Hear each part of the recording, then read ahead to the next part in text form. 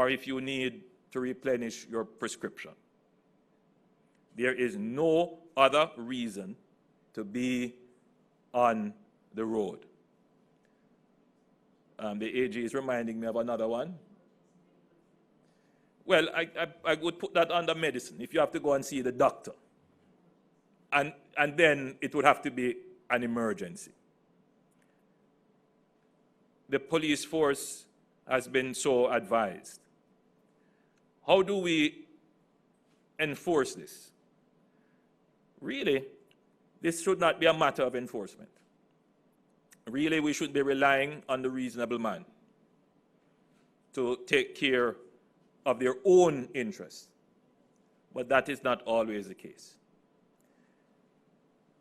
All persons being on the road or in a public space, that means they are not in their private residence, must have identification.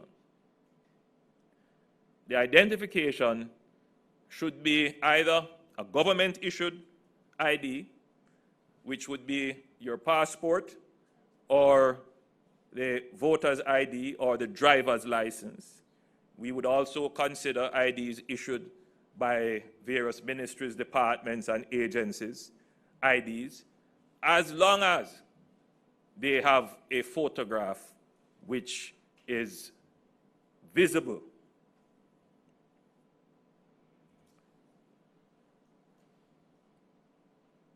The police will exercise discretion in other areas. If you have, for example, an ID issued by a registered university, tertiary institution, or a school, the police will use their discretion as long as they can see your face matching what is on the photo ID. Why do we need you to have ID?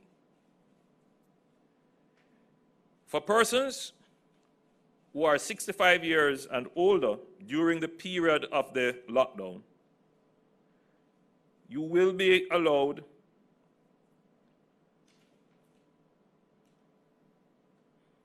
to pursue the essentials of life between 8 a.m.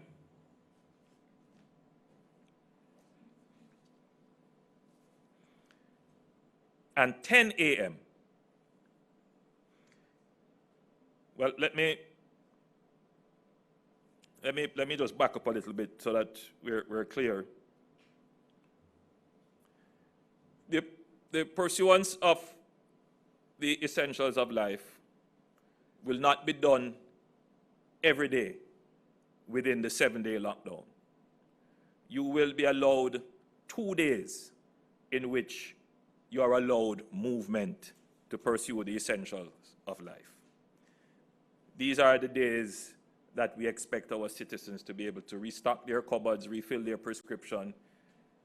For medical emergencies, you will be allowed as they arise. And I think everybody should understand that point. As if you have a medical emergency, it is an emergency. You go out on the road, carry your ID, explain to the officer if you are stopped. An understanding policeman using his discretion would probably be escorting you, helping you to get to the doctor, if that is possible. The 2 days for restocking would be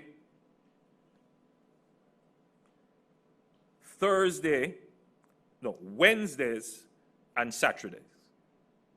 And I use the days in plural, which signals that though we are going for 7 days, it is likely that it could go for 14. So the plan that we have is that within the 7-day period, you will have 2 days for your restocking. So you would have Wednesday the 15th, which is tomorrow. You will be allowed to get your stock, which is only fair, seeing that it is short notice. And Saturday the 18th.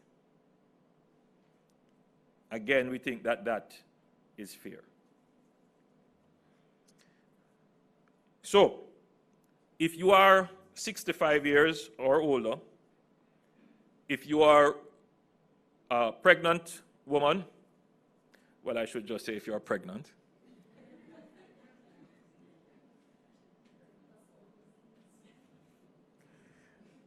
and if you are otherwise abled. And I hope everybody understands what I mean. If you are a person with disabilities, then you will be allowed between the hours of 8 a.m. and 10 a.m. to pursue the essentials of life. We expect you to pursue only the essentials. So I wouldn't advise that you go too far, that you go to the nearest point to get your stocks refilled and return home immediately. There is no time for window shopping, to go and meet your friend, no time for that. Just go pick up what you have to pick up, return home. If you are elderly and you are not able to go by yourself, the police and military have been advised that if an elderly person is being accompanied, that's fine. That should be encouraged, actually, as long as you are maintaining the necessary hygiene protocols, because you don't want to endanger the older population.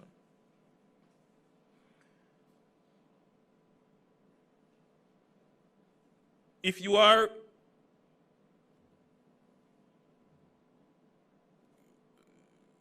well, let me rephrase what I was about to say.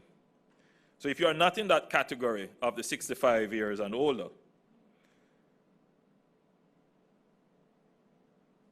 between the period of 10 a.m. to 1:30 p.m. on Wednesday the 15th and Saturday the 18th, and your surname begins with A to M,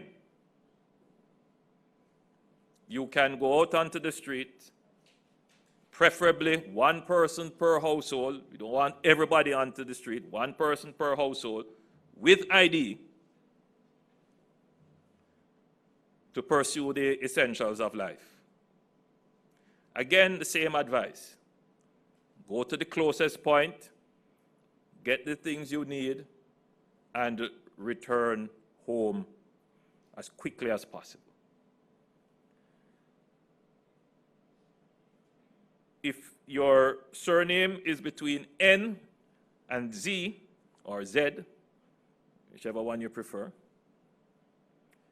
between 1:30 p.m. and 5 p.m., you will be expected and allowed on Wednesday the 15th and Saturday the 18th to pursue the essentials of life. And the essentials of life, again, is to go to the supermarket or the corner shop or the pharmacy or the gas station and return home. For clarity, let me repeat, therefore,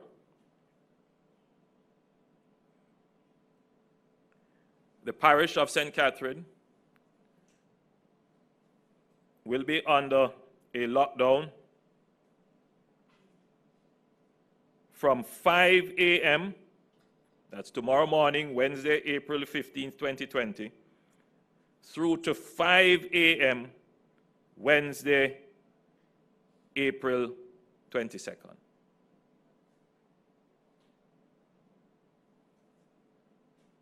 During the lockdown, everyone is expected to stay in their premises. If you are ill, whether you are an essential service member or not, if you are exhibiting symptoms from flu or respiratory illness, stay at home. If you're coughing, sneezing, sniffling, cold, fever, stay at home. Tan at your yard.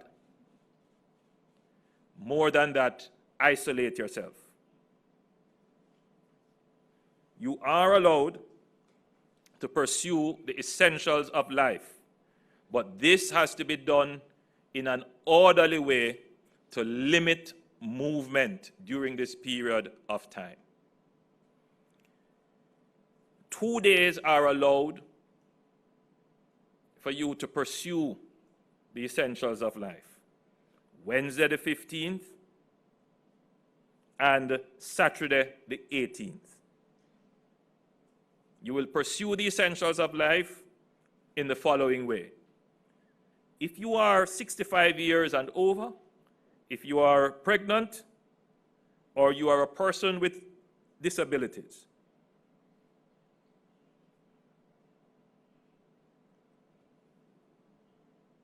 you can go to your pharmacy, to your supermarket, to your corner shop, purchase the items that you need, and return home. And that is between the hours of 8 a.m. to 10 a.m. If your surname begins with A through to M, and you are below 65 years of age, then between 10 a.m. and 1:30 p.m., you can pursue the essentials of life. If your surname begins between N and Z,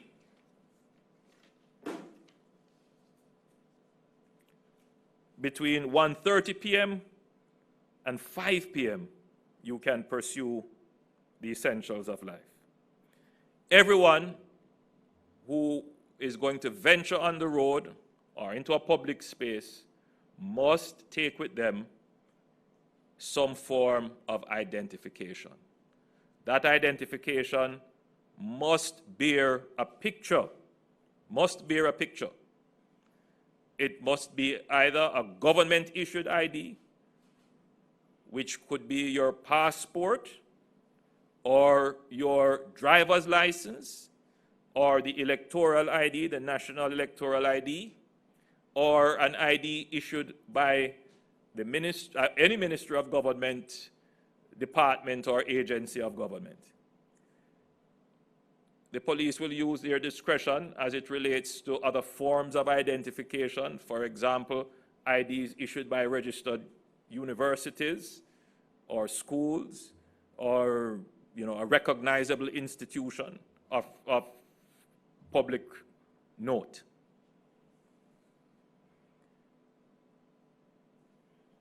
In this regard, whenever you are in the public within St. Catherine during the period of the lockdown, you must wear a mask.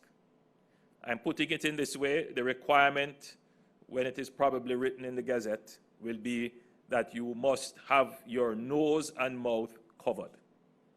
It could be a mask, it could be a scarf, but whatever it is.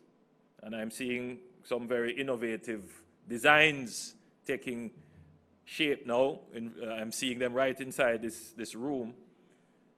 You must wear a mask. You must cover your nose and mouth in public. All the social distancing rules apply, and the Gazette, when published, will specify that there is now a duty. There always was, but we will be much clearer in it. A duty on those businesses that are allowed to remain open. There will be a duty on them to make prescriptions, define space for people to stand and form lines in order to access service, which means that there will be defined spaces 3 feet or more apart that each person can occupy to get service. This is all new to Jamaica. And I know it is not going to be easy for people to comply. Some people will see it as a tremendous imposition, a tremendous burden. But I just want you to stop for a moment and reflect on what has happened. We have been going quite nicely all along. And just one instance, and you see the numbers balloon. People haven't been taking it seriously. This is a dreadful disease. It has taken many lives. And Jamaica is particularly risky in terms of our population health profile, with many NCDs which weaken our immune system and exposes us. Obesity, diabetes, heart conditions, respiratory conditions, hypertension, all of those are prevalent in our society.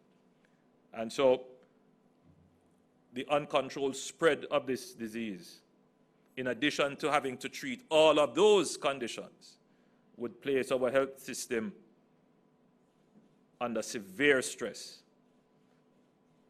We don't want to have to make the decision, as other countries have had to make, who lives and who dies, who gets on a ventilator and who doesn't, who gets a bed and who doesn't. But if our citizens don't act responsibly, then that is the burden that you would thrust upon the government to determine your life, when you can literally determine the outcome of your life by being responsible. So we have had to take this drastic action. Today I had a virtual meeting with the BPO Association. Now let me say from the outset that not all operators of BPOs are members of the association. They all fall under regulatory authority, the Jamaica Special Economic Zone Authority. But the group that I was able to meet with at short notice, having just gotten this information, was the BPO Association. Generally, by and large, from the reports that we have received, most of their members have been following the recommended protocols. They have established protocols that are higher than the recommended protocols. In fact, I was pleased to learn that they have moved 26% of their employment to work from home arrangements. They have, the BPO sector employs close to 40,000 persons, and they have moved over 10,000 persons into work from home arrangements. They are looking at other mechanisms. But it is clear that there are some operators who were not following protocols, who were not faithful in observing protocols. What we will have to do as a government, because this is now a matter of national importance, it is a matter of ensuring compliance. I have asked the Commissioner of Police to thoroughly investigate, along with the Health Department, the circumstances under which this outbreak took place, and to pursue charges under the Disaster Risk Management Act. We cannot take this thing lightly, and consequences must fall where we can establish culpability. So I'll leave it there for now, and I'll ask you want to make the...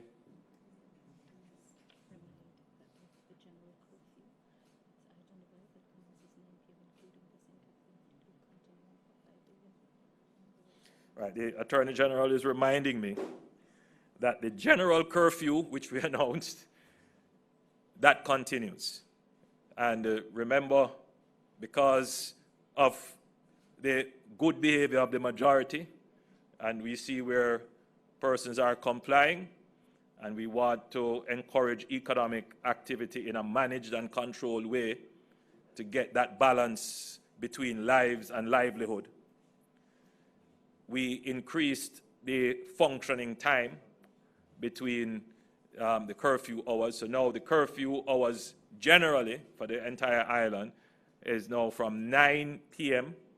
to 5 a.m. However, if things change, if results come back in a way that suggests that the outbreak is moving more rapidly and more intensively than we had expected, then we will have to make other arrangements. But for now, these hours stand. Just to be clear as well, markets will be closed in the parish of St. Catherine. We will be looking at all BPO operations. We have asked the Ministry of Health. I know you have done your inspections already, but I think we are going to do some more intensive inspections, and we're going to re-examine the protocols that are in place to see if we can't put in even tighter protocols. But generally, within the parish of St. Catherine, to be clear, almost all commercial activities will come to a halt for 7 days. There should be no unnecessary movement in that parish for 7 days. Well, except, of course, those that I have noted, for the essentials, to pursue the essentials of life. And those will be noted and quite clearly defined when we publish the Gazette. But corner shops, supermarkets, pharmacies, those will remain. Hospitals, health centers, those will remain open.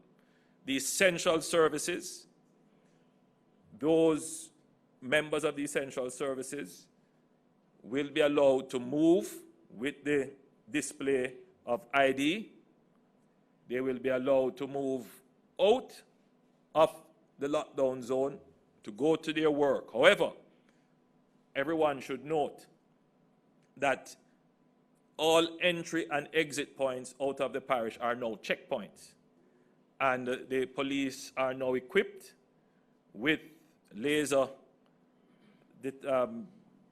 what's the appropriate term? Temperature meters, temperature check meters. And they will be able to take your temperature. And if your temperature is above the accepted levels, then you will not be allowed to leave the checkpoint, and indeed you will be, the Ministry of Health will be alerted, and they will do the necessary protocols from there to ensure that you are not someone who is positive with the coronavirus. So you're only subject to move, or you're only allowed to move, if you don't have symptoms. Let me just say that again. So you might be a policeman, a fireman, a nurse, but if you are ill with symptoms that are flu-like or respiratory illness symptoms, you must stay home. That is the critical thing at this moment. If you are ill, stay away from the healthy population. If you are in the vulnerable group, as far as possible, stay away from the general population, because there may be persons in the general population who could get you ill. And the healthy population, stay in as much as possible, limit your movement, and that will limit the spread of the disease. All right, so I leave it there for now. There are many matters that people have asked questions about, including what the government can do about rent and landlords. I have some persons here who would be better able to answer your questions.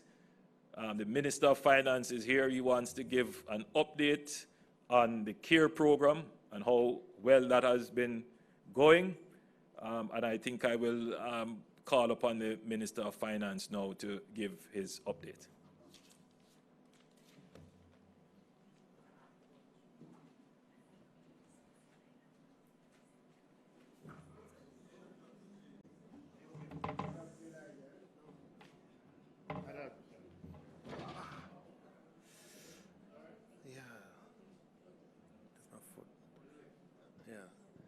Thank you, Prime Minister. The government's CARE program launched on Thursday, the 9th of April, and by midnight at the end of the 9th of April, we had over 120,000 applications. I'm just going to use round numbers for this summary. And by the end of Monday, or by Monday afternoon, we had approximately 333,000 applications in total. Now, you will recall that the CARE program has a number of components, and one of the components is the Compassionate Grant program that is geared towards those who are unemployed, those who are informally employed, elderly, and students over 18. And for the Compassionate Grant program, by yesterday afternoon, we would have had about approximately 277,000 applications. For the Set Cash program, which is a program designed to cater to those who would have lost their employment after the 10th of March, we had approximately just under 47,000 applications as at the end of yesterday. And for the General Grants program, which is geared towards various occupational groups that are targeted by the program, we had a total of about 8,000 applications up until yesterday afternoon. Now, an application is successfully made once the TRN that is provided matches with the date of birth provided and the name provided, and all three of those variables are consistent with what Tax Administration Jamaica has on its database. Now, it's very important for that verification to take place. The funds that will be used to make these grant payments are taxpayer funds. They're funds that belong ultimately to you, the people. And it is very important that before someone can be eligible, we have to ensure that that TRN is a valid TRN. Now, there are persons, so when we say that we have had 333,000 applications up until yesterday afternoon, what we mean is that we have had 333,000 persons apply where their TRN matches their date of birth and matches their name. There are a minority of cases in relation to 333,000 where persons have tried to enter and to apply, and the system doesn't allow them to proceed because the TRN that they have entered does not match the name and the date of birth that Tax Administration Jamaica has in their system. The only way around that is to make a call to Tax Administration Jamaica and try to have that rectified. The CARE program has to work with the established database that Tax Administration Jamaica has to ensure that there is an accountable and transparent use of taxpayer funds. With respect to the Compassionate program, Compassionate Grant, once a transaction or once an application has been made, a confirmation number is issued. Indeed, a confirmation number is issued for all of the components of the CARE program, and that is sent by text to the mobile number that is provided or by email to the email address that is provided. That reference number or confirmation number is a very important number and should be retained by applicants because it can be used to track the progress of applications through the website or for claiming the benefit if the benefit is to be claimed at a remittance outlet. For the compassionate grant, there are two means of collection. The first is by a direct transfer to a bank account that is specified or given by the applicant in the process of making the application. Now, an application will only go through if the name of the applicant is the same as the name on that bank account. And indeed, we have had close to 200,000 applicants under the compassionate grant, or actually a little, or just under, up until yesterday, who have submitted bank accounts for which there is a match between the name on the account and the name of the applicant. There are some who are not in possession of bank accounts, and so we've made the facility for payment to be directed towards a remittance company of their choice. Payment will, once eligibility is established and verification is completed, payment will be remitted to the remittance company, and to collect that payment, the applicant will have to provide to the remittance company a photo identification in the name of the applicant. They will need to be able to recall their TRN, and they will also have to provide the reference number that is sent electronically on confirmation of receipt of their application.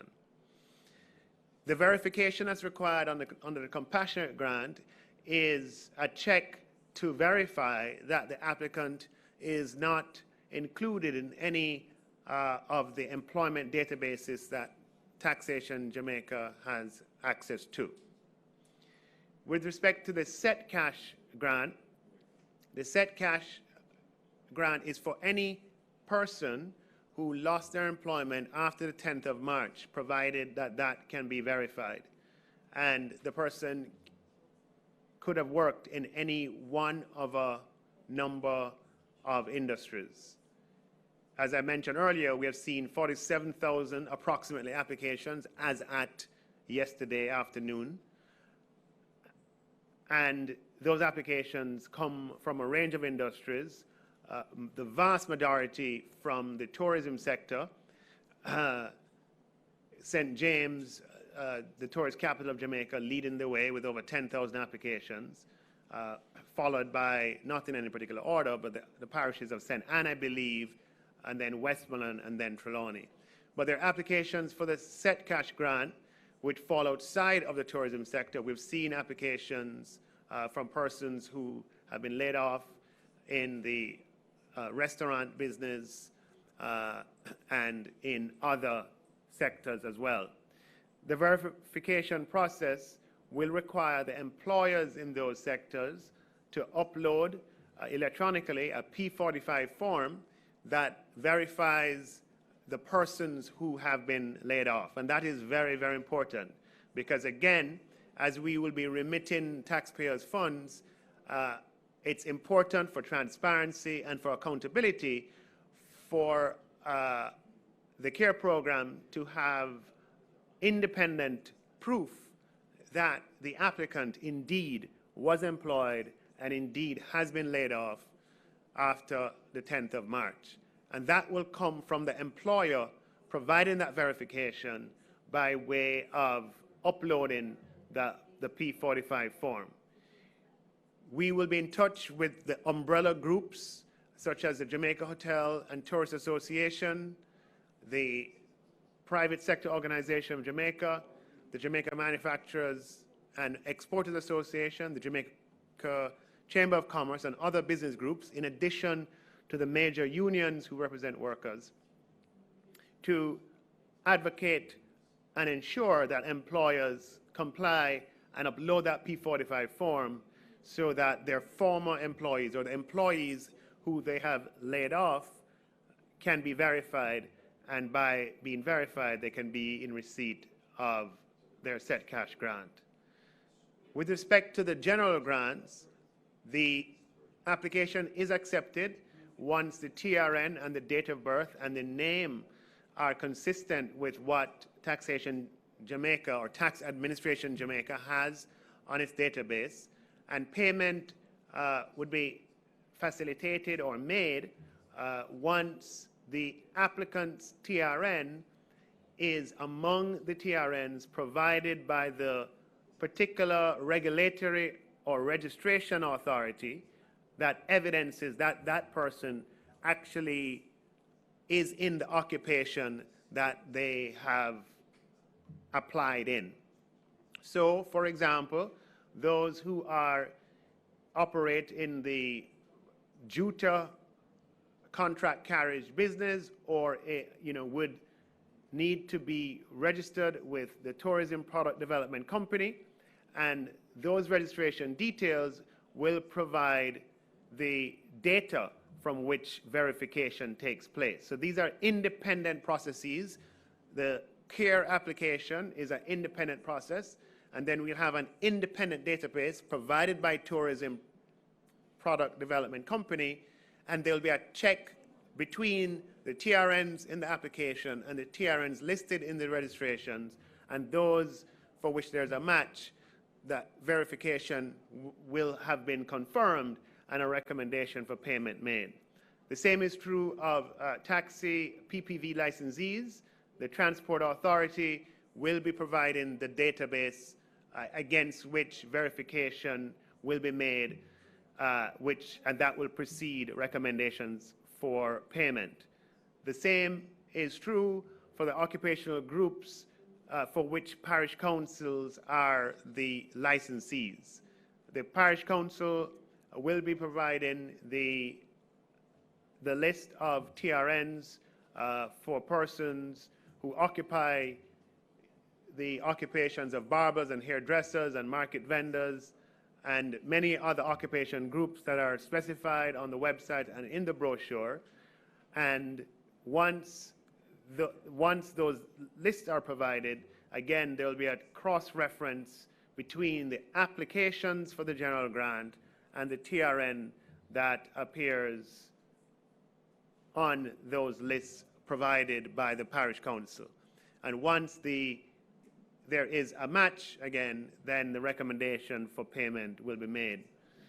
The recommendations for payment are made by the CARE system after this verification process, and they're made to the Ministry of Finance, who then would instruct the Accountant General to remit payment either to the bank account specified or the account at the credit union or at the billing society, or to make a transfer, in the case of the compassionate grant, to the remittance company. Now, this process is one that will abide by the greatest of transparency, and as a result, I have requested of the Auditor General that she reviews the application and disbursement processes, and I fully expect on a concurrent and simultaneous basis, and concurrent means that review, we don't want to wait until the program is ended for such a review to take place, but for the review to take place while the program is ongoing. The delivery mechanisms for such an intervention of this kind did not exist 3 weeks ago and had to be built from scratch in record time in order to make what will be the broadest and largest fiscal intervention of this kind, certainly in Jamaica's history. And so we expect that a draft of that review will be available to us prior to the first payments being made, or at least that is what we're working towards with the Office of the Auditor General, and we are grateful and thankful to that office for responding in the way that they are, and for providing the level of assurance that is necessary for a process such as this. That, Prime Minister, that concludes the summary of the CARE program as at yesterday, Monday, the 13th of April. Needless to say, the applications are continuing, and a further update will be provided at a later date. Thank you, Minister. Just for further clarity, we've been monitoring questions on social media. People have been sending us notes. the island-wide curfew, which is from 9 p.m. to 5 a.m., still applies today to the parish of St. Catherine. So persons should by now be making their way home in St. Catherine to meet the 9 p.m. curfew, and that curfew will come to an end at 5 a.m. tomorrow. But at that point in time, you will transition into a new arrangement, which is a lockdown arrangement. And I want everybody to be clear on that. There are some people who are saying, so if I have my work ID, does that mean I can show my ID and come to work? No. You have to stop moving. You have to stay in your premises. And if you are ill with flu-like symptoms or respiratory symptoms, stay indoors. Stay in your house and isolate yourself from the rest of your household. In fact, that is an order under the Disaster Risk Management Act for every single Jamaican. If you are ill with any flu-like symptoms, any respiratory symptoms, stay inside your house and isolate yourself from the rest of your household. I think we can now take some questions. I have with me persons here from the Rent Assessment Advisory Board. I know the media has been asking many questions. They are prepared to answer questions that may be asked about rent. Generally, we have looked at the issue. Government really doesn't have entry into the conversation because rent is usually a contractual issue, and once it is within the ambit of the law that is established, the government could not, in a casual way, vary what is already contractually arranged. But we are still willing to take questions. So, Naomi, if there are questions, we're ready to answer. There are many, sir. So let's start off with our colleagues on Zoom in the media. We have hands up already. We ask, of course, those on the Zoom that you ensure that your background is sterile, and certainly once we identify you, you just ensure that your microphone is on. Our first person to ask a question, Ms. Dion Jackson-Miller from the RJR Communication Group. Thank you so much, Naomi. Question number one, how many of the 33 call center workers were actually symptomatic, and how many people are now on ventilators? Two, I'm trying to understand how the St. Catherine lockdown works in the context of the fact that people travel through St. Catherine to get to other parishes, and also against the background that we have the other parishes in Jamaica. Might people not even now be rushing home to pack a suitcase and move out elsewhere? And three, in terms of the call centers, wasn't this inevitable given the fact that workers have been complaining for weeks that these distancing protocols were not being observed, and the various recommendations that we heard were to be implemented in the call centers, the workers have been saying for weeks were not happening?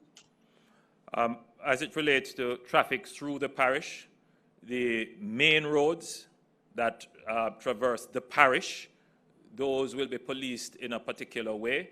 So for example, if you are on the east-west highway coming through, you should be fine. It is when you start to move from the internal roads to get onto those highways that you will be checked. So the police will be appropriately positioned to check people getting onto those roads that would lead you into Kingston. We spent a lot of time looking at that logistics, and I'm certain that the security forces have made the arrangements such as not to unduly prohibit traffic flowing from other parishes into Kingston and St. Andrew or elsewhere through St. Catherine. All right. In terms of the questions about the actual numbers, whether it is persons on ventilators, and I believe the other question was how many Symptomatic, yeah. persons were actually symptomatic at the call center. Let me ask the CMO as well to address the issue of complaints that were made to the about BPOs not following the protocols. Right. The collection of the samples would have taken place, and the interview that were done would have taken place over days. So for the first day that we went out, we had 5 symptomatic persons, and those persons were all isolated. On the second day, we had no symptomatic persons. On the third day, we had 25 symptomatic persons. In all, we have about 30 symptomatic persons of the 258 persons that were interviewed up to last night. Not all of those would have been in the batch of results, because some of those in the last batch of 25, we would get the results today. In terms of persons on ventilators, we still have only 1 person at this present time who's on a ventilator.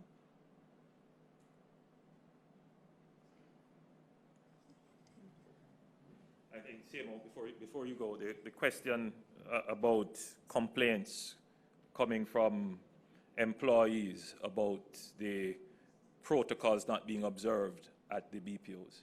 You could say what was the outcome of the health inspections that were done. I would not be able to give the details of those health inspections. I understand that those were done within parishes, so that is something that we can look at and provide a report on. However, what we would be looking at now is to put in even more measures and to offer more advice in terms of how those organizations that have large persons at work are operated on. So we would have to provide a report at a later date as to the investigations that were previously done, and then to update on the new recommendations that we would be putting forward with regards to the operation of facilities that have large numbers of workers. And to enhance what the CMO has just said, as I said before, the business process outsourcing industry has an association, but it is also regulated by an agency of government. That agency of government is the Jamaica Special Economic Zone Authority, which is under the Ministry of Economic Growth and Job Creation, a ministry for which I have direct responsibility. So I have been interfacing with the BPO Industry Association of Jamaica quite regularly. I am aware of the protocols that they have established, and I have seen where many of the members have been following the protocols strictly. But we are also aware, and we have intervened when it was brought to our attention, that there were some members and some persons who are in the BPO sector who were not necessarily following the protocols faithfully. Thank you, Mr. Prime Minister. Let's go to Brittany Clark of Nationwide News Network. Hello, good evening. All right, so I have 3 questions. Firstly, the United States has decided to send a number of deportees to Jamaica despite the pandemic. If or when we accept them, do we have the resources or the facility to quarantine these deportees, who we now understand are numbers upwards of 40? And how much more is it going to cost the government? My second question, the testing capacity we were last informed was at 150 per day. Have we improved on this capacity, and how many persons have we tested per day on average since the closure of the borders? And my third question, final question. I thought you said 2 questions. Oh, my 2 questions. All right, so given the spike in the numbers with quite a few linked to the BPO sector, are there plans or considerations being made to shut down the entire BPO sector? And does the government regret not acting sooner? Thank you. I could take that question, and then I could ask Minister Tufton to take the question regarding the testing, and then I'll ask the Minister of National Security to join me to deal with the question of the returning, returning deportees. As I said before, we have always been supervising and ensuring that the industry, the business process outsourcing industry, had strong protocols. We made provisions for them to be able to function during a period of restrictions, and we put in place measures, and they were inspected. I happen to know, having asked questions, that the majority of the BPOs were spending resources to ensure that they had the protocols in place. But yes, there were, and I repeat that, there are some BPOs who were not following the guidelines. And in fact, one was brought to my attention, and I intervened in that, and then of course checked to see that the intervention made a difference and that they put in place measures. Generally, as reported from the industry and our supervision, most BPO operations have been putting in place measures. And in fact, I want to repeat that they have moved almost 10,000 of their workers off the working within the BPO industry. They are not now working from office. They have now moved to be working from home. And that is a massive shift for the industry. Could we have acted earlier? I mean, what we will be doing in investigating is looking at whether or not there was any breakdown in our own procedures, whilst we also investigate to see what breakdowns there were in the particular company where the outbreak occurred. So yes, we will be looking to see whether or not we could have acted any earlier than we did. The point of fact is that as soon as a case came to our attention, the entire machinery of the Ministry of Health was mobilized. And you can see that between the first case being brought to our attention, which I believe that would have been Friday, Good Friday, to now that we have mobilized to be testing. How many tests we have done for the BPO Minister?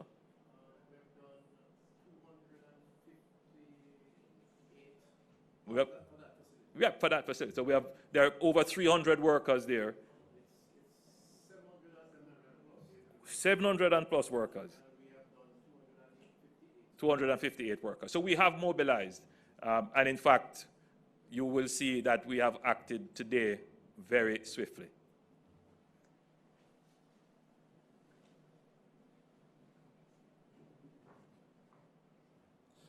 Thank you, Prime Minister. So in terms of testing, we are now able to do, on average, about 90 tests per day. We are over putting in a second facility that is going to be at the Public Health Lab.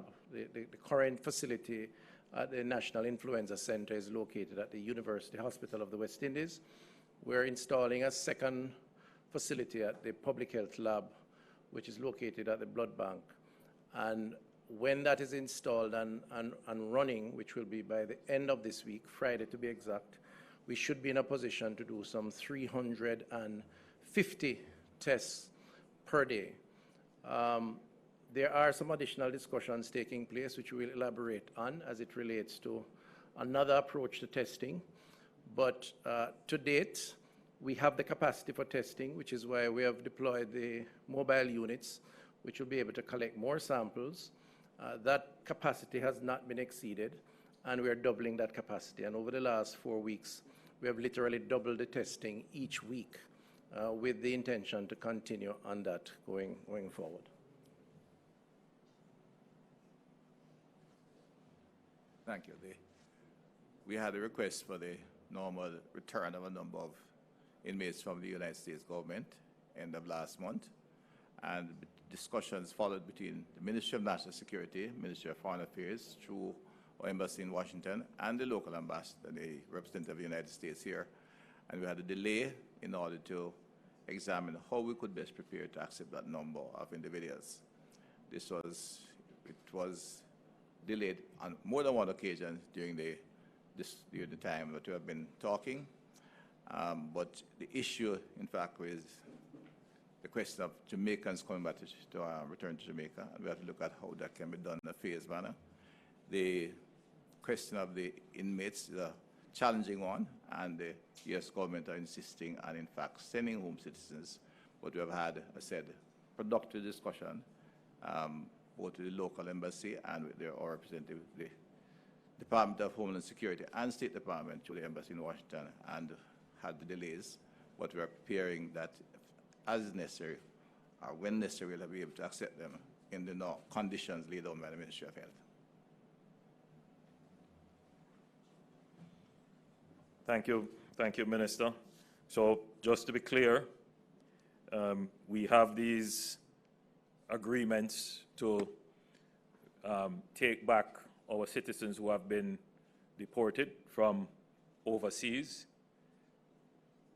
We have a very good relationship with the United States, and we were able to have discussions with our partners, with our counterparts, and the initial proposed dates were rescheduled to dates that were more favorable to our state and stage of readiness and preparation. And we are making preparations to have a controlled re-entry of Jamaicans. We have spent the last 2 weeks refining those protocols. And since we are on that subject, I have been following very closely the situation with the 43 Jamaicans, somehow I heard 43 Jamaicans, who unfortunately, and it is quite unfortunate that they were not accepted back into the country. But the circumstances need to be clear that, number one, the request was made when the ship was offshore, 12 miles offshore Jamaica. I believe they were refueling at the time, and they made a request through the appropriate channels. And I must say, from my review of what has happened, that the Ministry of Health and Port Health acted according to the orders that were approved by the government of Jamaica. They informed the ship's captain that our borders were closed and that any decision to accept the Jamaicans on board would have to go through a process. The order defined that process. It would have had to come to the Minister of National Security, and then it would have had to be discussed and ratified at Cabinet. When that decision, when that request came to us, in other words, from the point of the request to the Port Health and the Ministry of Health, which happened, I believe it was on Thursday of the week, it came to our attention, and it was Thursday quite late in the day, midday or after, and it came to our attention. We were having a meeting of a subcommittee of Cabinet, and immediately as it was brought to my attention, on Friday, we were having a meeting on Friday, the following day, immediately as it was brought to my attention, having reached the attention of the Minister of National Security, we said, yes, we would have to take them because it is the logical thing to do. They were close by. But by the time the Minister of National Security could have conveyed the approval, the ship had already left our waters on their way. So I know a lot of people want to make much of it, but the truth is that once the protocols are in place, we expect that the persons who are obliged to follow the protocols, they must follow the protocols. And it is just quite an unfortunate situation that the ship left before the conveyance of the approval. In general, I wish to say about this matter that the government of Jamaica always acts in the best interest of the people of Jamaica. We will put in place protocols that are transparent, protocols that everyone can have confidence in. There's no favoritism, no special treatment.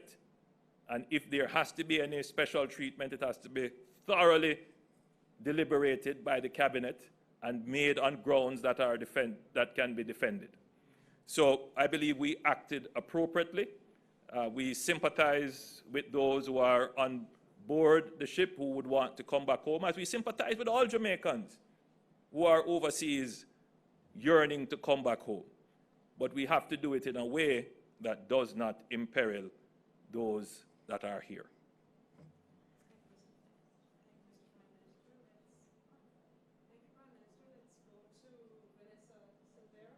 Yes? Vanessa?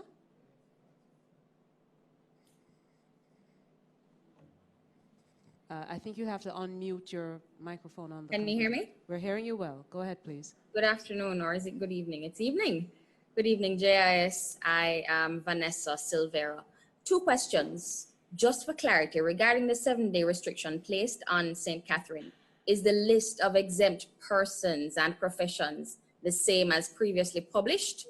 And what sanctions, if any, will be brought against BPO entities and other companies who clearly do not follow the social distancing protocols and policies? Very good questions. The exemptions list will largely be the same, but we will publish them tomorrow. We hope to take them to Parliament and then publish them thereafter. But they remain largely the same. In fact, we have made very little adjustments to it. And whatever adjustments are made, we will try to publicize them even before we publish them in the Gazette tomorrow. As it relates to sanctions and penalties, I don't want to focus on the specific case in point, which is the BPO at which the outbreak is associated. The point of fact that every Jamaican should appreciate is that the government of Jamaica has acted in a judicious way and in a way that reinforces the point that if you break the law and we have evidence, we will prosecute you. If you break the law, we will investigate to find the evidence to prosecute you. That is how we have conducted operations under the Disaster Risk Management Act. The Act allows for penalties up to $1 million, and I believe, what is it, AG? 12 months in prison. And we are going to pursue all cases, or both. So we will pursue all cases, because, as I said before, you know, the Disaster Risk Management Act is designed like any law on the reasonable man. We are expecting that persons will act in a way to protect themselves and others and their property and resources. But if they don't, then we have to reinforce by enforcement.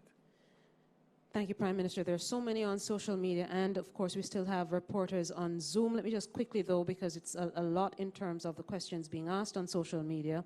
If I work in Kingston and live in St. Catherine, will I be exempt? And also, will larger businesses located in St. Catherine still be open? I'm thinking of True Juice, Wysinco, GK Distribution, Hypro, etc. All right, so let me be clear. If you live in St. Catherine and you work anywhere else in Jamaica, you must stay at home during the 7 days. If you are a part of the essential services and you are not ill, that is, you don't have flu-like symptoms or a respiratory illness with symptoms, then you should, with your ID, venture onto the public thoroughfare, present your ID at checkpoints, and go about your lawful business. You can return home to Portmore, present your relevant ID. You will be checked at both times, temperature checked, and if by virtue of that, your temperature is within the accepted limits, you will be allowed to proceed back to your home, stopping nowhere else. Go back home. I hope that is absolutely clear. This is a lockdown. Many Jamaicans been calling me saying, Prime Minister, when are you going to lock down? Lock it down. I don't think they understood what a lockdown means. We have been applying the measures gradually, as the cases justify. Our assessment is that with 32 new cases having been coming from an average of about 3 or 4, it is justified. If we don't act, you're going for St. Catherine. If we don't act, you are likely to see, by virtue of people just moving around. Because how did these 33 cases come about? It came about because someone who had the virus, probably asymptomatic, but who knows, maybe symptomatic and just didn't care, moved around, maybe in casual circumstances. Hi, how are you? Go and look for grandma. Go and check a friend. Go and look for a girlfriend here and a girlfriend there. And we have 33 cases, 32 cases now, so far, and possibly others to come from one site. So we have to stop movements now for 7 days initially. That gives us an opportunity now to get a better sense of who is ill, who is displaying symptoms. And if you are at home and you have the symptoms, you can call the Ministry's, the Ministry of Health website, telephone number. It's 888-1-LOVE, or go on the website jamcovid19.moh.gov.jm and report, and we will be able to interface with you and provide you with the medical assistance that you need. That is the way in which we contain and control the spread of the disease. Outside of that, if you are not ill and you are fine, play your part. Don't go about and expose yourself unnecessarily. Because you don't know who it is at large now, so you don't know. So you want to stop. The virus can only move when people are moving. And that's why we have to take these very stringent measures. Concerning the larger businesses, sir? Well, it doesn't really matter. And we have a list of exemptions. So that list of exempted businesses will probably change a bit, but let me say what businesses we expect to be open. Supermarkets and corner shops, pharmacies, and gas stations. And they can only be open during the period that is allowed, which is from 8 a.m. to 5 p.m. Tomorrow, when we publish the Gazette, we will, if it becomes necessary to add other businesses to it, then that will be publicized. But as of now, people should only be moving for the essentials of life. Health centers and doctors' offices would be added to this for the essentials of life. Thank you, sir. Let's move to Mr. Damien Mitchell from the Gleaner Company. Damien? Yes, thank you. Prime Minister, I hear you saying that you learned that the Jamaicans were here on April 3, albeit they came on April 2. But will the government categorically say it did not know that the Morella was heading to Jamaica before April 2? That's question 1. Question 2, did the health authorities receive the requested temperature data of the passengers, and what did it do with it? And also question 3, what is the government's policy for the treatment and handling of bodies of deceased COVID patients?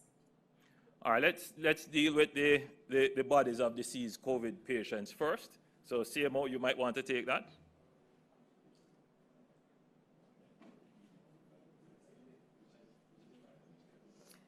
The Ministry of Health and Wellness has developed protocols for the handling of the bodies of patients who would have suffered from COVID, and these protocols have been disseminated and have also been discussed with the funeral directors. If it is that you have a specific question about the handling of the bodies, then I would take that question.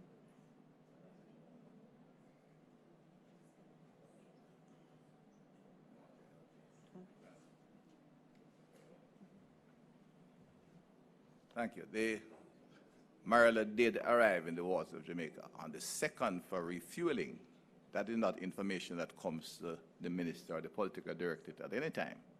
The normal refueling of a ship passing by the corporate area, that is 12 miles off coast, I think, on the California banks to be exact. While they were there, the captain made a request to the harbor master and the Port Health Authority that some Jamaicans would like to disembark. Of course, they were informed, as is correctly so, and as published in the orders by the relevant professionals, that the harbor was closed. That's not only in Jamaica, globally. However, while the captain got information, he decided to withdraw his request. In the meantime, the Ministry of Health and the Procurement, the professionals involved, was sent them information up and to make us aware, and there were some calls informally, that was by individuals from the ship to various personalities in Jamaica. So we got the information on Friday, and that was during the cabinet meeting, and I accepted that since they're this near, we would consider getting them onshore. But of course, protocols had to be maintained. You're looking at a situation where we had all imported cases, a disease that would create the problem we are doing today, and therefore the Ministry of Health speak with us to look at how we could manage such an inflow of Jamaicans coming home while that discussion was being held.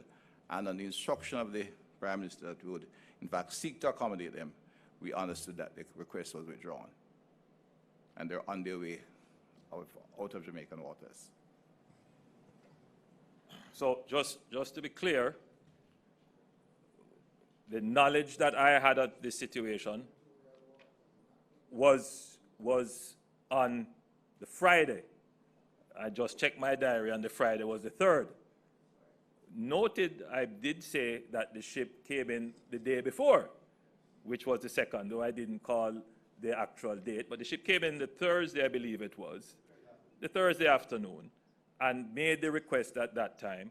The information got to me while we were in our coordinating meeting. Luckily, I had the Minister of National Security, the Minister of Foreign Affairs, the Minister of Local Government, and I believe the Minister of Tourism was with me, and the Minister of Finance. And when it came to our attention, we all said, well, you know, this is a situation that we should consider. And I said, yes, go ahead. By the time the minister went out to make the call, to give the approval, he came back and said, Prime Minister, they have left. So I just want that to be clear, because in a time of crisis, there are persons who are trying to find all kinds of issues to hang on to. And we need to be kept in check. But I am also going to be very frank and very plain and straightforward that we are not going to give any quarter for anyone to hang on to misinform and distract. I think all Jamaicans know we must remain focused. Thank you, Prime Minister. There are several follow-up questions to the ones on social media. I just have 2 more from the media as well as we close. It's now 3 minutes to 8 o'clock. Sir, they're asking on social media to just clarify if the opening hours for businesses, is it daily or on the specified days, Wednesday and Saturday? Only on the specified days. So we have given 2 specified days, and that is Wednesday and Saturday. Thank you, sir. Let's go now to Michael Sharp of JNN. Michael? All right, we're not getting to Michael. Let's then try Owen Brown from Roots FM. Oh, okay, we have Michael. Go ahead, but Michael, you need to unmute your microphone. I did. Okay, we're hearing you. I couldn't. Yes, one gets a sense of a collective disappointment with the numbers that have come today. But Mr. Prime Minister, to what extent does this put you back to some looking back at your model with these new numbers? And is there a change in the back rooms as it relates to the way forward? You know, Michael, I would not be truthful if I said I was not disappointed, because the entire cabinet, the entire government, I think all Jamaicans of good conscience would have been praying that we keep our numbers on a linear path. And I think that the truth is we have been doing very well to remain on this linear path. We're probably still on a linear path if we manage this control mechanism in terms of the lockdown. We could probably still remain on a linear path, but just on a higher path. So yes, we are very disappointed. We didn't want this to happen. But the truth is that in our modeling, we expected it. And in all our press conferences, we have been saying that there will be a spike, there will be an upturn. But when it happens, you will always be disappointed. But we have planned for it. We have always said that once this happens, this will be the reaction. So nobody should be surprised.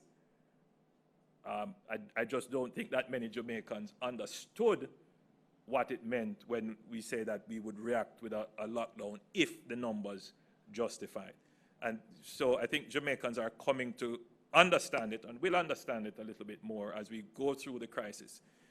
My own perspective, Michael, is that the numbers will continue to rise, because if you look at the infection rate of the disease, it's some people say it's about 2.1 CMO, 2.5. So you're going to see it start to trend. We have to put in place these measures to control it, to keep it below the capacity of the health system. And I don't want Jamaicans to feel that it's the entire health system that we will be able to turn to deal with COVID-19. You still have dengue. You still have people dealing with the road accidents, people still being shot and injured. You still have people with the NCDs. So it's, you know, the health system doesn't have a great deal of capacity, and it certainly doesn't have a lot of surge capacity. And that is why we have been going through such great lengths to inform the public and appeal to the public, because we know the danger that the country could be in if there is an uncontrolled spike. Thank you, sir. Let's go to our last two questions on Zoom. Edmund Campbell from The Gleaner, and then after Edmund, we'll have Owen Brown from Roots FM. Edmund, go ahead, please. Good evening. Am I coming through? Yes, we are hearing you, Edmund. Okay, very well. One question for the Minister of Finance and the other question for you, Mr. Prime Minister. Regarding the, let me start with the Minister of Finance. The personal protective equipment. I'm being told that there has been, the government has granted waiver on some of these pieces of equipment, but there are some that are not, in which waivers are granted. Could you clarify that for me, please, if waivers are granted on all pieces of personal protective equipment for the health sector? And so, Prime Minister, regarding the lockdown, what about the suppliers of goods to the supermarkets and the corner shops as well as the pharmacies? Will they also be exempted? So I believe that the Ministry of Health would have been successful in their procurement of personal protective gear, a lot of it arriving over the weekend. The government's intervention program has been focused on transfer of resources to individuals who are vulnerable and individuals who are likely to be affected directly by the COVID pandemic. Our intervention has also focused on providing resources directly to the Ministry of Health. So, you know, the intervention has been on the expenditure side of the ledger, which is a very transparent way of understanding the effort that the government is making and the resource envelope that is being utilized to combat this COVID pandemic.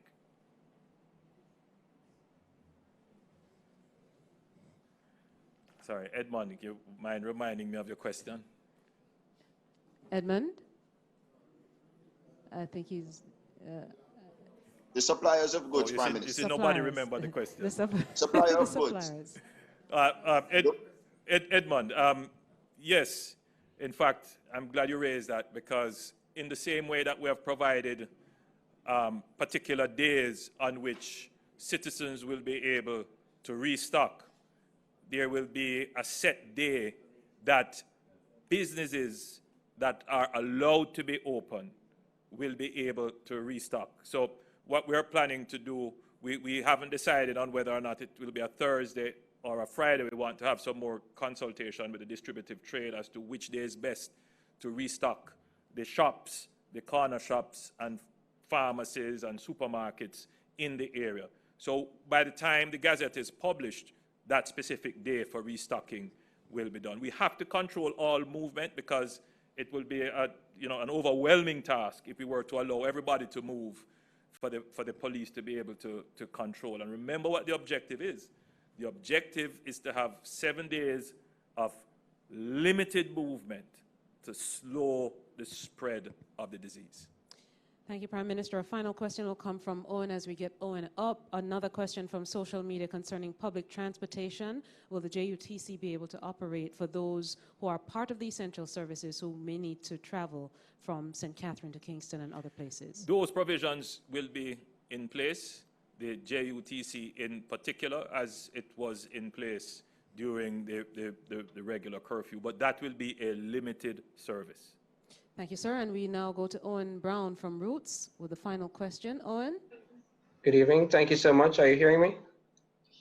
We are. Go ahead, please. Okay, great. Thank you so much. So have just one concern. A worker of Alarica, the call center, they contacted us saying that she's basically worried because she wants to get tested, but she's not sure what to do. She said she went to the Greater Portmore Health Center, our clinic, but they said that she should go to Alarica. She went to Alarica yesterday. She never got tested. They're saying that they're not sure.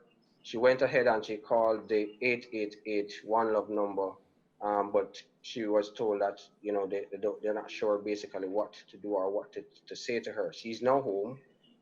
She's not worried. She's having some level of cold and she doesn't know what to do. There may be other persons or other workers of the call center who may be going through the same thing. They're not sure, calling their supervisor, the supervisor not knowing what to do. How is it basically that these other persons who may not be tested, what's the procedure going forward for that? All right, and for this particular case, what kind of assistance can be done basically for this person? Okay, so first of all, that sounds quite unusual, because we have contacted, working with the database that is available from the employer, the call center. We have contacted quite a number of the staff, the workers, and indeed we have tested over 257 or 58, with others being spoken to as we speak.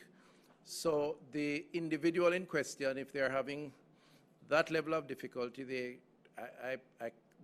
888 One Love number is manned by a call center which has quite a number of persons. So if they're not getting through once, try again. If not, they could contact their local health department or health center. If I get a number for them, if you have a number, please feel free to pass it on, maybe through the OPM here, and I will arrange for contact to be made directly. So there are many ways to get in touch, and we would be happy to arrange any special accommodation for the individual, because we are in touch with all others. So if you pass on a name and a contact, we'll be happy to follow up with the person. Thank you, Minister. Prime Minister? On that regard, the Minister, we had a discussion today, and the intention is to test everyone in the call center. So I'm certain that if they haven't gotten to her now, they will get to her in short order. That's the intention. They have to test everyone in the call center. And indeed, they will be widening their circle of testing to ensure that as far as possible, they capture everyone.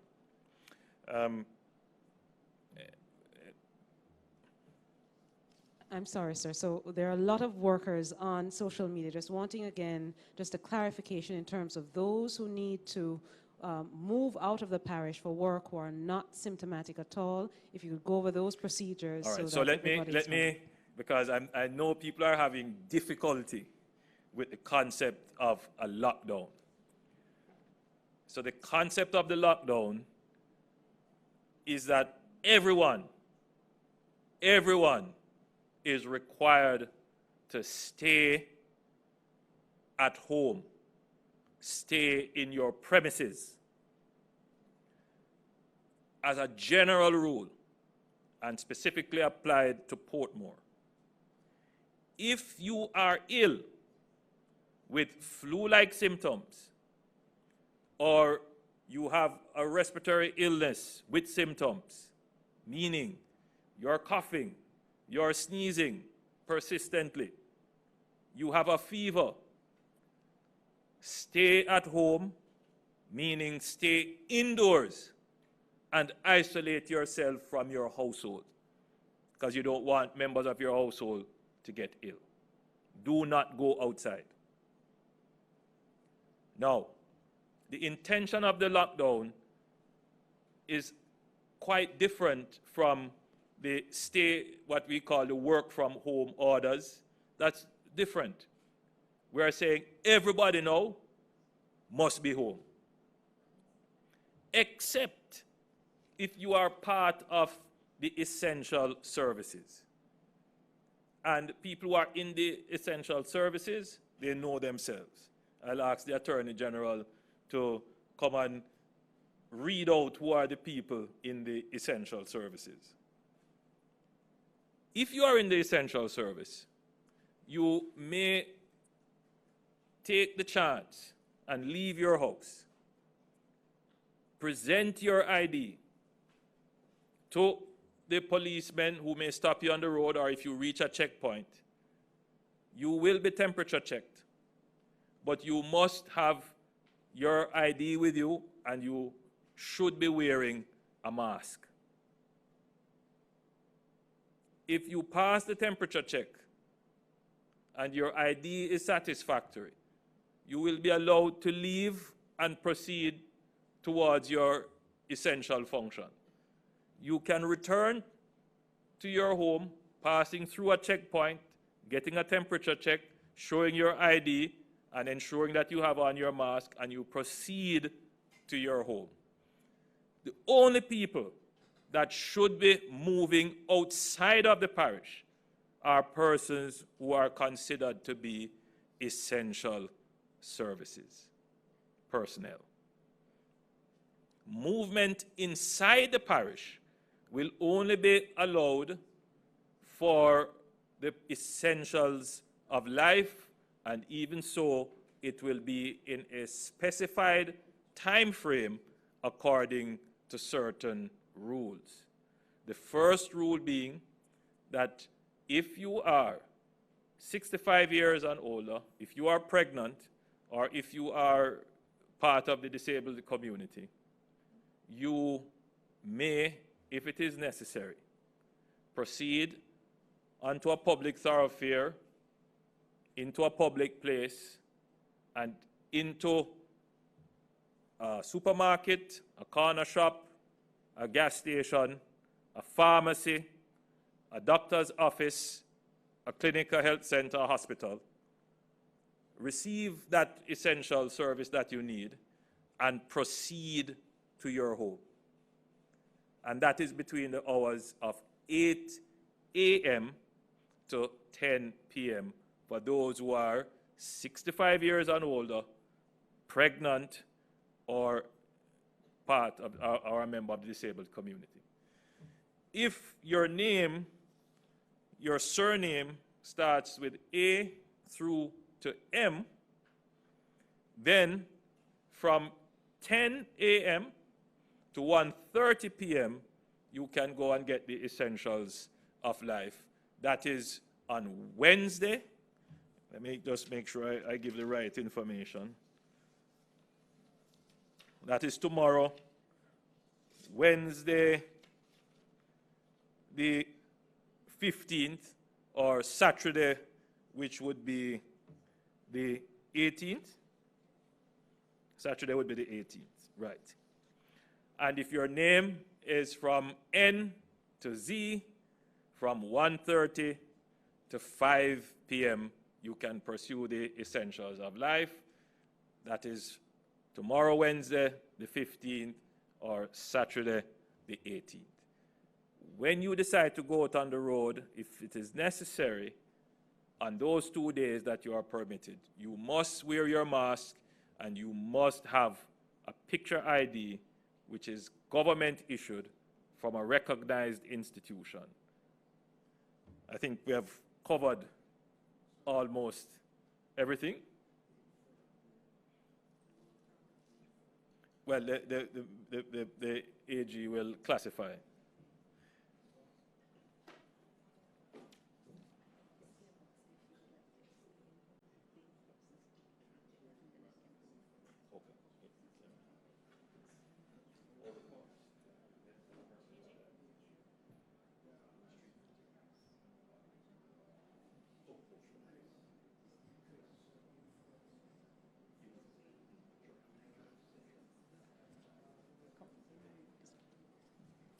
Right. For the members of the public, I really just want to take the time to explain a little bit what it is that is to be expected, and for the workers from the call center, because I'm getting the impression from the questions and some of the questions that I have been receiving myself that there may not be clarity as to what is to be expected. Now, every single member, employee of the call center is going to be interviewed by the health department. We have started that already. Now, up to last night, 258 persons were interviewed. Another 51 were interviewed today, so over 300 persons have been interviewed so far. For persons that are symptomatic, we are interviewing their household members as well. So the health departments will visit the homes and they will conduct the interviews for the homes as well. Now, all the persons who would have been in the call center, there's a possibility of an exposure. And so therefore, over the next 7 days, you are to remain at home. In fact, you have gotten a quarantine order that have said that you are to remain at home for the next 14 days. Now, you may be developing symptoms at this time, and the health department will contact you. You have seen that we have sent out the notices to you through your Human Resources Department, and we are now contacting you individually. So we have done several of the home interviews as well, and there are several homes that have been given quarantine orders as well. Now, the rest of the members of the public who have not been directly affected, meaning that they are not an employee and they're not a family member, they're not in the home. They are also at risk, because essentially what we have is that we have 700 and odd persons that have been exposed, that have been around the parishes of St. Catherine and Kingston and St. Andrew mostly for the last couple of days. Now, we do not know the level of exposure, and that is why you need to stay at home, because you need to minimize further exposure. And during the time that you stay at home, you need to be monitoring yourselves. And if it is that you develop problems, then you need to call the health department for us to do the necessary intervention. So the staying at home is to reduce your risk of any further exposure. Because right now, within St. Catherine, what we do know is that there are several persons who have been exposed. You don't know those persons. So therefore, when you go out to the supermarket or when you go out to the corner shop, you have to be careful. because you may be coming in close contacts, and that is why we're asking persons stay at home. And that is why the employees have been given a quarantine order to stay at home. I think it's very important for persons to understand these responsibilities that you have, because at this time, it is very important for us to slow the transmission of the virus. And what it is that we do not want to happen is for there to be any outbreak within the communities that these persons are coming from. Our measures right now are slowing the transmission and preventing any kind of community outbreak. This is where every single member of the communities inside of St. Catherine know, and as we get further information, we will announce with regards to the other parishes. But for now, we know several communities within St. Catherine are affected. And therefore, these measures are to protect you. It is to protect your family members. It is to protect the vulnerable persons within your homes. So everybody needs to stay at home, obey the quarantine orders, and then if you do develop problems, you call the health department and we will get in touch with you.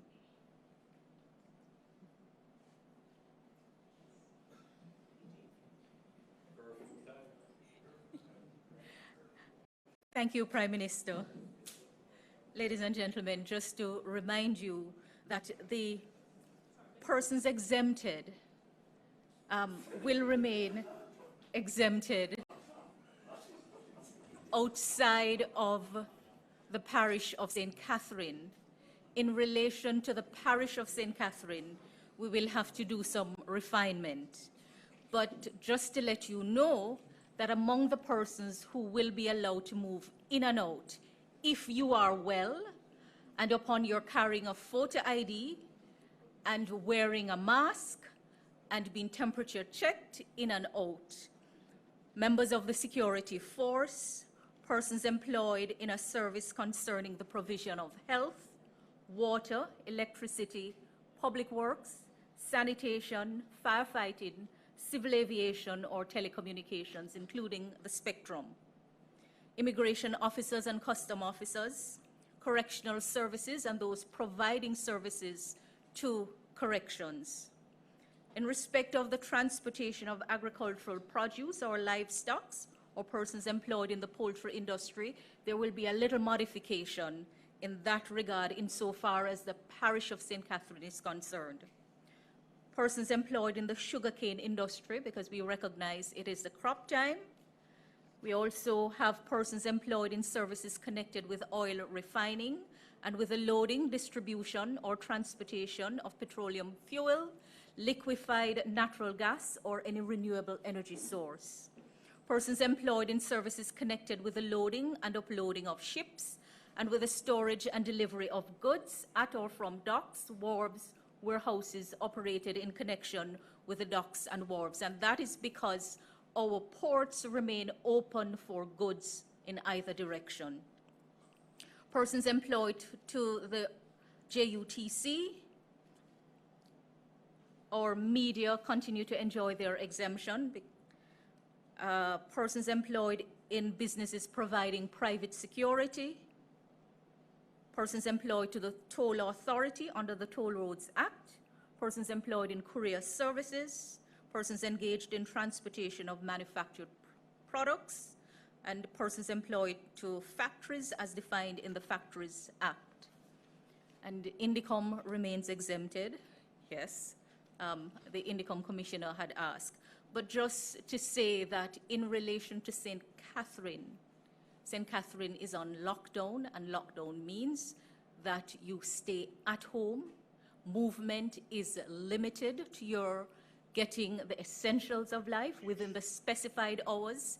And if you work in any of the other essential services outside of the parish and you're not ill, then your movement will be allowed in and out, subject to the other conditions of your presenting your photo ID, you're wearing a mask, and you're being temperature checked, and of course, you're being well. So, ladies and gentlemen, we have the general provisions for the island. Persons must stay at home, generally. in relation to St. Catherine, the exempted category will be modified. As a general rule, you're required to stay inside. You will be allowed out to get the necessities of life, to get your food and get your supplies. 2 days are designated within the 7-day period. Tomorrow at the start of the lockdown, tomorrow Wednesday, and then again on Saturday. So you must make the decision to go out and replenish your stock. On the other days, you will have to stay in. So for those who are asking, if I live in St. Catherine and I work outside, will I be allowed in and out? And the general answer is no, but there is an exception. You are accepted if you work in any of the essential categories, and you're exempted only for the purpose of going to work. And only if you are not ill, because if you are ill, even if you work in an essential service, you must stay home. And when you are going out, you will have to walk with a photo ID, and you will also have to wear the mask once you are in the public space. And remember, you will be temperature checked. Right? So exemptions again, they will be published. They will be published, and publication in the Gazette operates as notice at large to the world. And in addition, Prime Minister will also go through the categories in the Parliament tomorrow. But when we publish in the Gazette, it amounts to notice at large to the entire world. And we have been circulating, right. Parliament remains exempted, and the government has to go on because decisions have to be taken in your interest. We will ensure that you get the information in a timely way. There are some things that will have to be refined and are being refined even as we speak with you. But the aim is to keep you safe, and it relies on your cooperation. I have been getting all of the queries, and everybody wants to be exempted. It cannot happen in the parish of St. Catherine during a lockdown. And Prime Minister is asking for your cooperation, ladies and gentlemen. Thank you, AG. As we close, because we are heading to the curfew, and though we have exemptions, we still respect the curfew. I am told that there is quite a panic in the population in Portmore, as we expected. This is part of, we expected, and in St. Catherine. Supermarkets are crowded. I want to take this opportunity to appeal to all Jamaicans. Panic is the pan in pandemic. We must not make it any worse by taking action that is not thoughtful. We thought about what we're going to do in a lockdown very carefully. We spent more than 3 weeks planning, which is why we gave days for restocking. Note that the day for restocking is tomorrow. There is no need to break the curfew today, which will be strictly enforced. If supermarkets and other such entities remain open, they will be in violation of the curfew and could incur charges. They must close at 9 sharp. So I'm asking the people of St. Catherine, there is absolutely no need for panic. Your government has thought out these measures carefully, and we are putting them through a very thoughtful rendition process to ensure that there is no need for chaos. My advice, and I implore you, go home tonight, rest, find peace, discover yourself and your family during this period. We will get through this as a stronger nation. Thank you and good night.